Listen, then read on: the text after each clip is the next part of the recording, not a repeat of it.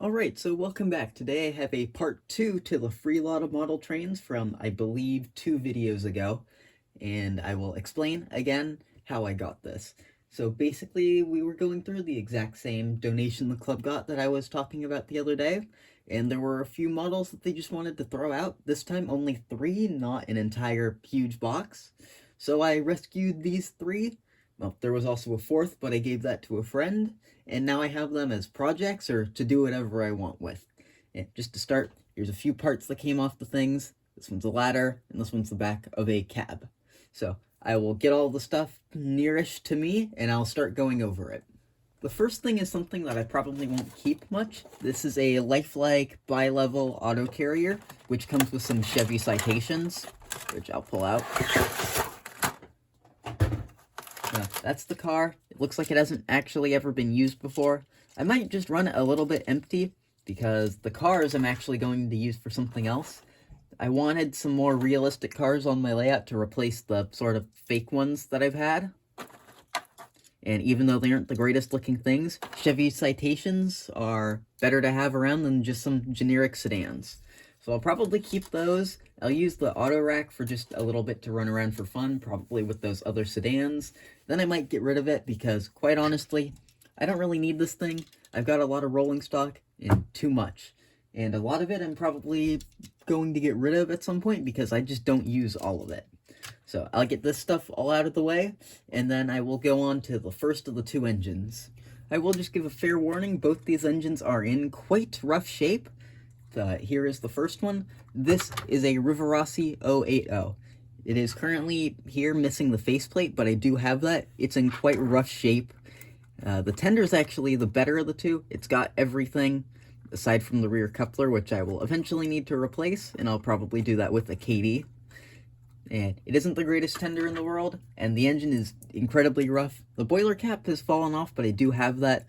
The front pilot, if you can see, it's entirely missing. The cab has no roof, and one of the parts I showed was the back half of this, which I'll need to reattach at some point.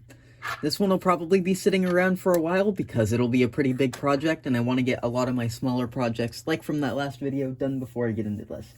Because there's probably at least 4 other engines from that alone that I want to do, and then there's some other projects I've been procrastinating on for a while.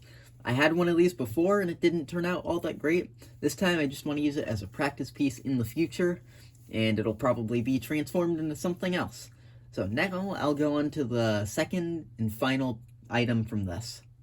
So this is the second and final item from this lot, which, again, much smaller than the one from Saturday, which was just a few days ago as of the time of recording this. This is another Rivarossi Berkshire. I actually have 2 of these. I have a Pere Marquette one, which I probably pronounced it wrong. It's a railroad I hate trying to say, but anyway, I'm probably going to get rid of that one. I already decided quite a while ago that I don't need it because of another engine, which I think you've seen before, the Santa Fe Northern. And then from that other lot, there was a 460, and that pushed me over the edge to get rid of it. So now I'll have another one. It's, again, in quite rough shape, especially the tender. It's quite disgusting. It's got a little bit of rust down here, similar to my other Berkshire. It's missing the 2 little, I think, some sort of steps, that's the right name for them, and the ladder here, which I showed you earlier. I actually do have that. This one I'll probably get to working on much sooner, since it doesn't need any parts, and should be a fairly simple project to complete. But I don't know if this will stick around forever, because, again, I have too many engines.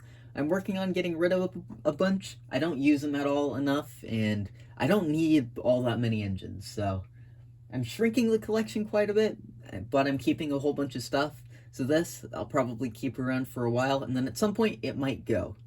So I'll take both these engines over to the track, and we will see if either of them run, because I have not tested either of them out. Alright, so I got the Rivarossi 080 with the boiler cap back on. Although, no, it's not sideways. I'm just looking at it weirdly. Yeah, with the boiler cap back on the track, and we will see if this very beat up thing runs. I'm giving it some power, and it looks like nothing. Well, apparently it does work. Honestly, given its condition, that's quite surprising. So hopefully in the future we can restore this thing, but for now it'll probably just be existing in the depths of the project bin until I get enough parts and time and other projects completed. So now let's test out the Berkshire. Alright, so I got the Rivarossi Berkshire all set up on the track, so I will give it some power and see if this thing lives like the 080. I'm giving it quite a bit of power and nothing. Wiggle it around a little. Thought I heard something, but that's just the tender wheels. So I guess this one does not work either. Alright, so thanks for watching, and if you enjoyed, go check out another video.